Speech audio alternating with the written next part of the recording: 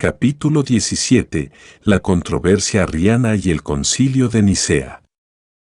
Y creemos en un Señor Jesucristo, el Hijo de Dios, engendrado como el unigénito del Padre, es decir, de la substancia del Padre, Dios de Dios, luz de luz, Dios verdadero de Dios verdadero, engendrado, no hecho, consubstancial al Padre. Creo en Nicea. Desde sus mismos inicios, la Iglesia había estado envuelta en controversias teológicas. En tiempos del apóstol Pablo fue la cuestión de la relación entre judíos y gentiles, después apareció la amenaza del gnosticismo y de otras doctrinas semejantes. En el siglo III, cuando Cipriano era obispo de Cartago, se debatió la cuestión de la restauración de los caídos. Todas estas fueron controversias importantes y a veces amargas. Pero en aquellos casos había dos factores que limitaban el fragor de las contiendas. El primero era que el único modo de ganar el debate frente a los contrincantes era la fuerza del argumento o de la fe. Cuando dos bandos diferían en cuanto a cuál de ellos interpretaba el Evangelio correctamente, no era posible acudir a las autoridades imperiales para zanjar las diferencias. El segundo factor que limitaba el alcance de las controversias es que quienes estaban envueltos en ellas siempre tenían otras preocupaciones además de la cuestión que se discutía. Pablo, al mismo tiempo que escribía contra los judaizantes, se dedicaba a la labor misionera y siempre estaba expuesto a ser encarcelado, azotado o quizá muerto. Tanto Cipriano como sus contrincantes sabían que la persecución que acababa de pasar no era la última y que por encima de ambos bandos todavía estaba el imperio, que en cualquier momento podía desatar una nueva tormenta. Y lo mismo puede decirse de los cristianos que en el siglo II discutían acerca del gnosticismo.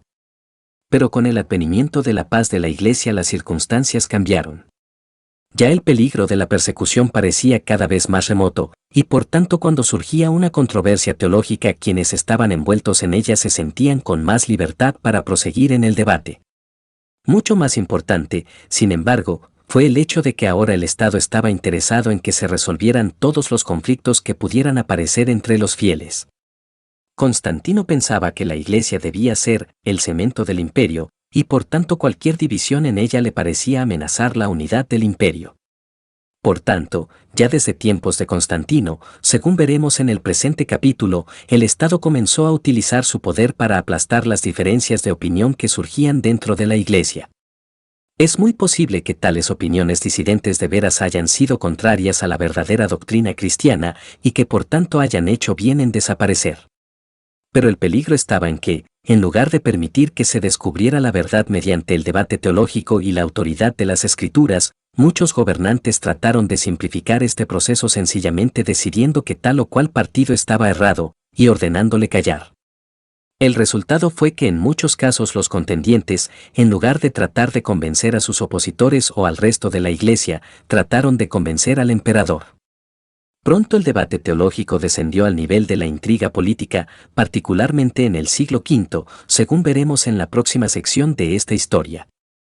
Todo esto comienza a verse en el caso de la controversia arriana, que comenzó como un debate local, creció hasta convertirse en una seria disensión en la que Constantino creyó deber intervenir, y poco después dio en una serie de intrigas políticas. Pero si nos percatamos del espíritu de los tiempos, lo que ha de sorprendernos no es tanto esto como el hecho de que a través de todo ello la Iglesia supo hacer decisiones sabias, rechazando aquellas doctrinas que de un modo u otro ponían en peligro el mensaje cristiano. Los orígenes de la controversia arriana. Las raíces de la controversia arriana se remontan a tiempos muy anteriores a Constantino, pues se encuentran en el modo en que, a través de la obra de Justino, Clemente de Alejandría, Orígenes y otros, la Iglesia entendía la naturaleza de Dios. Según dijimos en nuestra primera sección, cuando los cristianos de los primeros siglos se lanzaron por el mundo a proclamar el Evangelio, se les acusaba de ateos e ignorantes. En efecto, ellos no tenían dioses que se pudieran ver o palpar, como los tenían los paganos. En respuesta a tales acusaciones, algunos cristianos apelaron a aquellas personas a quienes la antigüedad consideraba sabios por excelencia, es decir, a los filósofos. Los mejores de entre los filósofos paganos habían dicho que por encima de todo el universo se encuentra un ser supremo, y algunos habían llegado hasta a decir que los dioses paganos eran hechura humana. Apelando a tales sabios, los cristianos empezaron a decir que ellos también, al igual que los filósofos de antaño, creían en un solo ser supremo, y que ese ser era Dios. Este argumento era fuertemente convincente y no cabe duda de que contribuyó a la aceptación del cristianismo por parte de muchos intelectuales. Pero ese argumento encerraba un peligro. Era muy posible que los cristianos, en su afán por mostrar la compatibilidad entre su fe y la filosofía, llegaran a convencerse a sí mismos de que el mejor modo de concebir a Dios era, no como lo habían hecho los profetas y otros autores escriturarios, sino más bien como Platón, Plotino y otros. Puesto que estos filósofos concebían la perfección como algo inmutable, impasible y estático, muchos cristianos llegaron a la conclusión de que tal era el Dios de que hablaban las Escrituras. Naturalmente, para esto era necesario resolver el conflicto entre esa idea de Dios y la que aparece en las Escrituras, donde Dios es activo, donde Dios se duele con los que sufren, y donde Dios interviene en la historia. Este conflicto entre las Escrituras y la filosofía en lo que se refiere a la doctrina de Dios se resolvió de dos modos. Uno de ellos fue la interpretación alegórica de las Escrituras. Según esa interpretación, dondequiera que las Escrituras se referían a algo indigno de Dios, es decir, a algo que se oponía al modo en que los filósofos concebían al Ser Supremo, esto no debía interpretarse literalmente, sino alegóricamente. Así, por ejemplo, si las Escrituras se refieren a Dios hablando, esto no ha de entenderse literalmente, puesto que un ser inmutable no habla. Intelectualmente, esto satisfizo a muchos. Pero emocionalmente esto dejaba mucho que desear, pues la vida de la Iglesia se basaba en la idea de que era posible tener una relación íntima con un Dios personal, y el Ser Supremo inmutable, impasible, estático y lejano de los filósofos no era en modo alguno personal. Esto dio origen al segundo modo de resolver el conflicto entre la idea de Dios de los filósofos y el testimonio de las Escrituras. Este segundo modo era la doctrina del Logos o Verbo, según la desarrollaron Justino, Clemente, Orígenes y otros. Según esta doctrina, aunque es cierto que Dios mismo, el Padre, es inmutable, impasible, etc., Dios tiene un verbo, palabra, logos o razón que sí es personal y que se relaciona directamente con el mundo y con los seres humanos. Por esta razón, Justino dice que cuando Dios le habló a Moisés, quien habló no fue el Padre, sino el Verbo. Debido a la influencia de Orígenes y de sus discípulos, este modo de ver las cosas se había difundido por toda la Iglesia oriental, es decir, la Iglesia que hablaba griego en lugar de latín.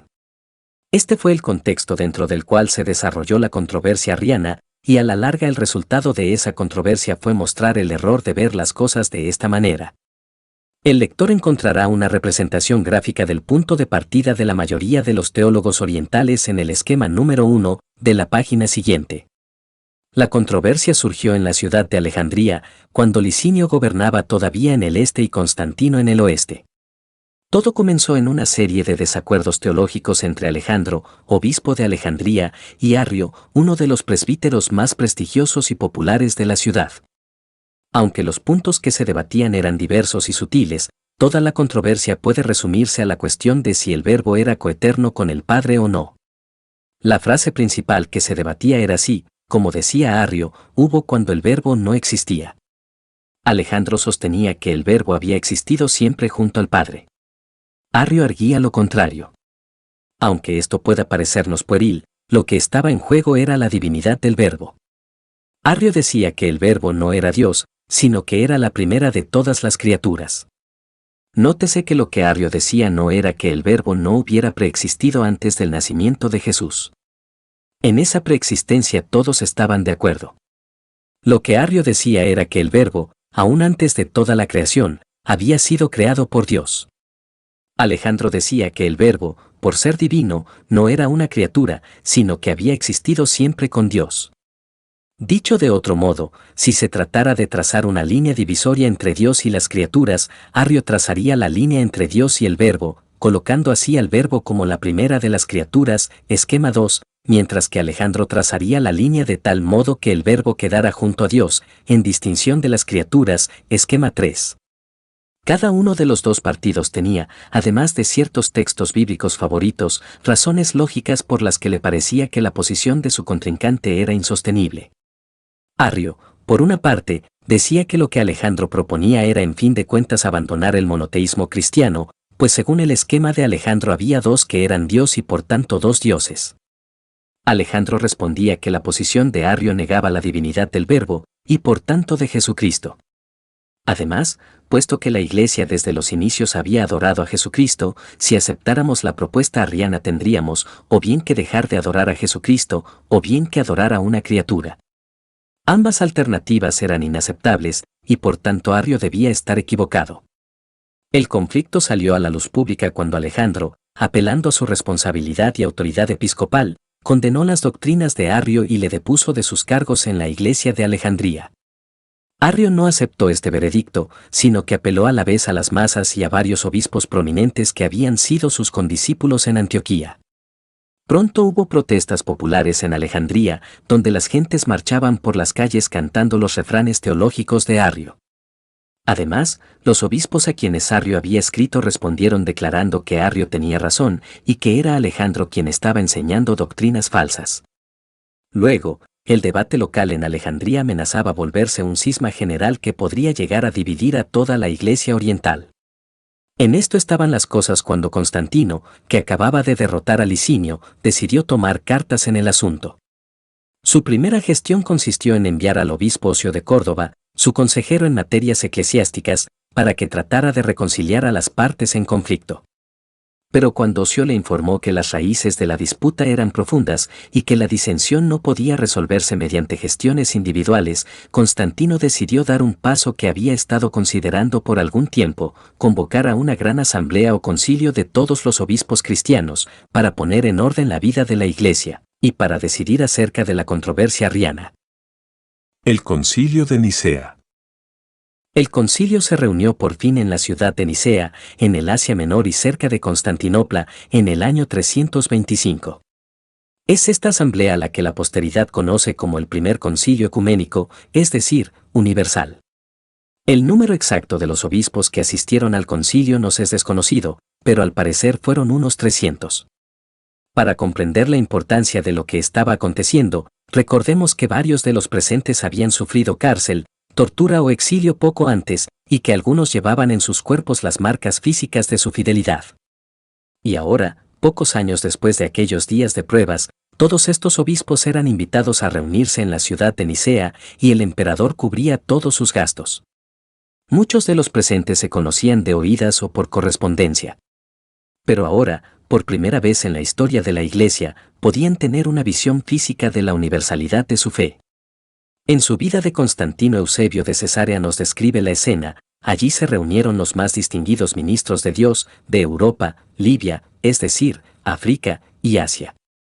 Una sola casa de oración, como si hubiera sido empleada por obra de Dios, cobijaba a sirios y cilicios, fenicios y árabes, delegados de la Palestina y del Egipto, tebanos y libios, junto a los que venían de la región de Mesopotamia. Había también un obispo persa, y tampoco faltaba un escita en la asamblea. El Ponto, Gelasche, Panfilia, Capadocia, Asia y Frigia enviaron a sus obispos más distinguidos, junto a los que vivían en las zonas más recónditas de Tracia, Macedonia, Acaya y el Epiro. Hasta de la misma España, uno de gran fama, Ocio de Córdoba, se sentó como miembro de la gran asamblea. El obispo de la ciudad imperial, Roma, no pudo asistir debido a su avanzada edad, pero sus presbíteros lo representaron. Constantino es el primer príncipe de todas las edades en haber juntado semejante guirnalda mediante el vínculo de la paz, y habérsela presentado a su Salvador como ofrenda de gratitud por las victorias que había logrado sobre todos sus enemigos. En este ambiente de euforia, los obispos se dedicaron a discutir las muchas cuestiones legislativas que era necesario resolver una vez terminada la persecución. La asamblea aprobó una serie de reglas para la readmisión de los caídos, acerca del modo en que los presbíteros y obispos debían ser elegidos y ordenados, y sobre el orden de precedencia entre las diversas sedes. Pero la cuestión más escabrosa que el concilio de Nicea tenía que discutir era la controversia arriana. En lo referente a este asunto, había en el concilio varias tendencias. En primer lugar, había un pequeño grupo de arrianos convencidos, capitaneados por Eusebio de Nicomedia, personaje importantísimo en toda esta controversia, que no ha de confundirse con Eusebio de Cesarea. Puesto que Arrio no era obispo, no tenía derecho a participar en las deliberaciones del concilio. En todo caso, Eusebio y los suyos estaban convencidos de que su posición era correcta y que tan pronto como la asamblea escuchase su punto de vista, expuesto con toda claridad, reivindicaría a Arrio y reprendería a Alejandro por haberle condenado. En segundo lugar, había un pequeño grupo que estaba convencido de que las doctrinas de Arrio ponían en peligro el centro mismo de la fe cristiana y que por tanto era necesario condenarlas. El jefe de este grupo era Alejandro de Alejandría.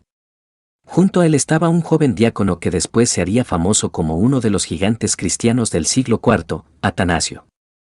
Los obispos que procedían del oeste, es decir, de la región del imperio donde se hablaba el latín, no se interesaban en la especulación teológica. Para ellos la doctrina de la Trinidad se resumía en la vieja fórmula enunciada por Tertuliano más de un siglo antes: una substancia y tres personas.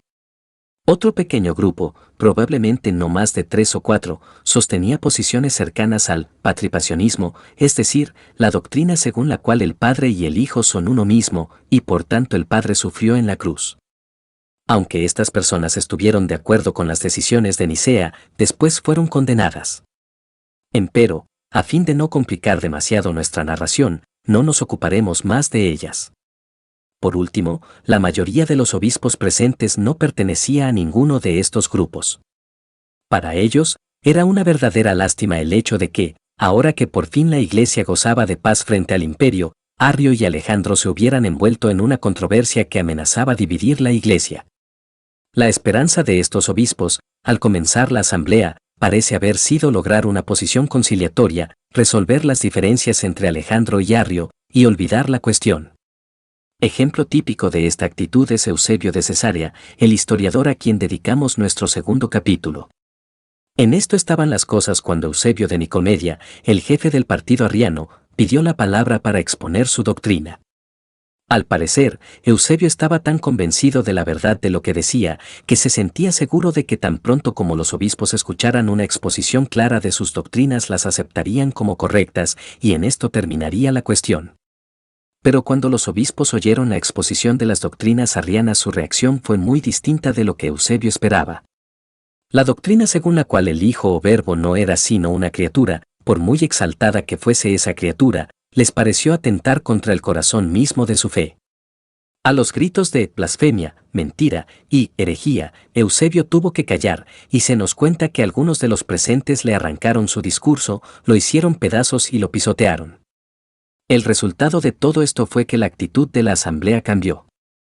Mientras antes la mayoría quería tratar el caso con la mayor suavidad posible, y quizá evitar condenar a persona alguna, ahora la mayoría estaba convencida de que era necesario condenar las doctrinas expuestas por Eusebio de Nicomedia.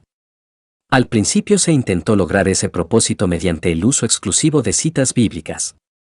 Pero pronto resultó claro que los arrianos podían interpretar cualquier cita de un modo que les resultaba favorable o al menos aceptable. Por esta razón, la asamblea decidió componer un credo que expresara la fe de la Iglesia en lo referente a las cuestiones que se debatían. Tras un proceso que no podemos narrar aquí, pero que incluyó entre otras cosas la intervención de Constantino sugiriendo que se incluyera la palabra consubstancial, palabra esta que discutiremos más adelante en este capítulo, se llegó a la siguiente fórmula, que se conoce como el Credo de Nicea: creemos en un Dios Padre Todopoderoso, hacedor de todas las cosas visibles e invisibles. Y en un Señor Jesucristo, el Hijo de Dios, engendrado como el unigénito del Padre, es decir, de la substancia del Padre, Dios de Dios, luz de luz, Dios verdadero de Dios verdadero, engendrado, no hecho, consubstancial al Padre, mediante el cual todas las cosas fueron hechas, tanto las que están en los cielos como las que están en la tierra, quien para nosotros los humanos y para nuestra salvación descendió y se hizo carne, se hizo humano, y sufrió, y resucitó al tercer día, y vendrá a juzgar a los vivos y los muertos. Y en el Espíritu Santo. A quienes digan, pues, que hubo cuando el Hijo de Dios no existía, y que antes de ser engendrado no existía, y que fue hecho de las cosas que no son, o que fue formado de otra substancia o esencia, o que es una criatura, o que es mutable o variable, a estos anatematiza la Iglesia Católica. Esta fórmula, a la que después se le añadieron varias cláusulas y se le restaron los anatemas del último párrafo, es la base de lo que hoy se llama credo niceno, que es el credo cristiano más universalmente aceptado. El llamado credo de los apóstoles por haberse originado en Roma y nunca haber sido conocido en el Oriente, es utilizado solo por las iglesias de origen occidental, es decir, la romana y las protestantes. Pero el credo niceno, al mismo tiempo que es usado por la mayoría de las iglesias occidentales, es el credo más común entre las iglesias ortodoxas orientales, griega, rusa, etc. Detengámonos por unos instantes a analizar el sentido del credo, según fue aprobado por los obispos reunidos en Nicea. Al hacer este análisis, resulta claro que el propósito de esta fórmula es excluir toda doctrina que pretenda que el Verbo es en algún sentido una criatura. Esto puede verse en primer lugar en frases tales como Dios de Dios, luz de luz, Dios verdadero de Dios verdadero. Pero puede verse también en otros lugares, como cuando el credo dice engendrado, no hecho.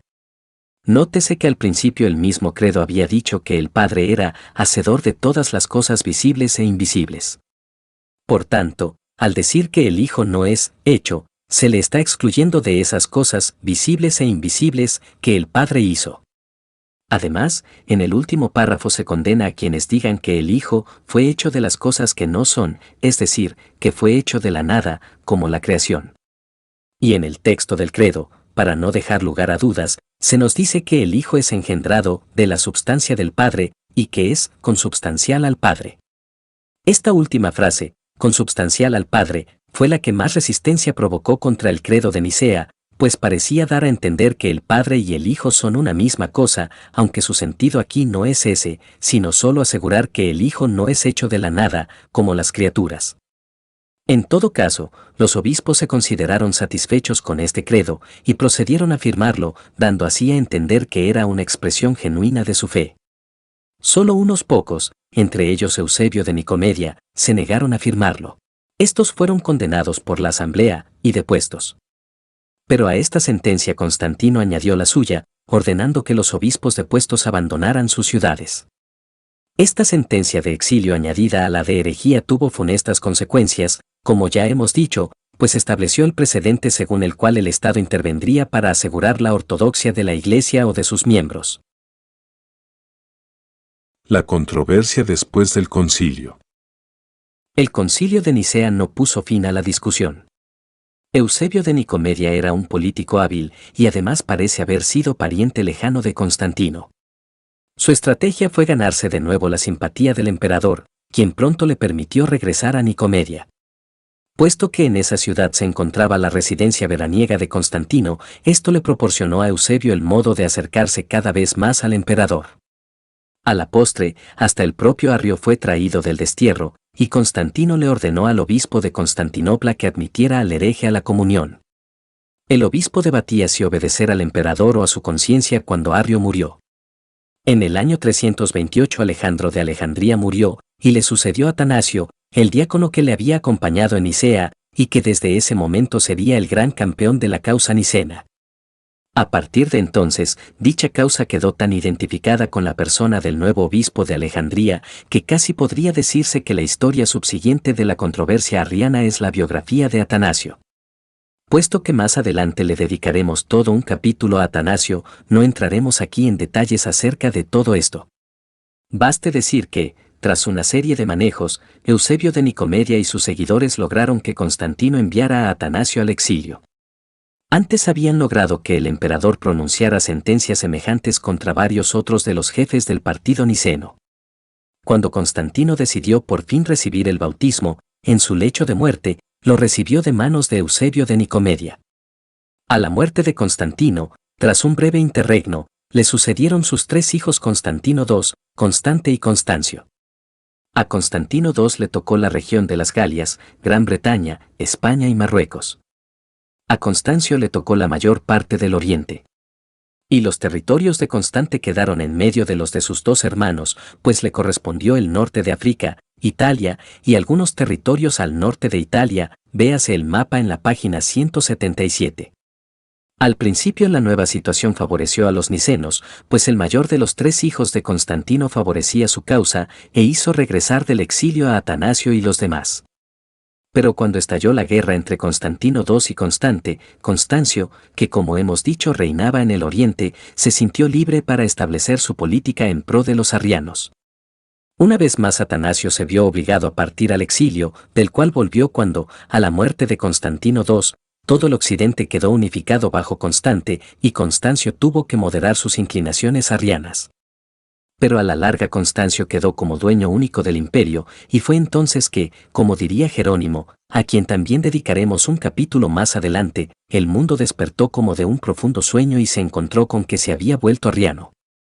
De nuevo los jefes nicenos tuvieron que abandonar sus diócesis, y la presión imperial fue tal que a la postre los ancianos Ocio de Córdoba y Liberio, el obispo de Roma, firmaron una confesión de fe arriana. En esto estaban las cosas cuando un hecho inesperado vino a cambiar el curso de los acontecimientos. A la muerte de Constancio le sucedió su primo Juliano, conocido por los historiadores cristianos como el apóstata. Aprovechando las contiendas entre los cristianos, la reacción pagana había llegado al poder.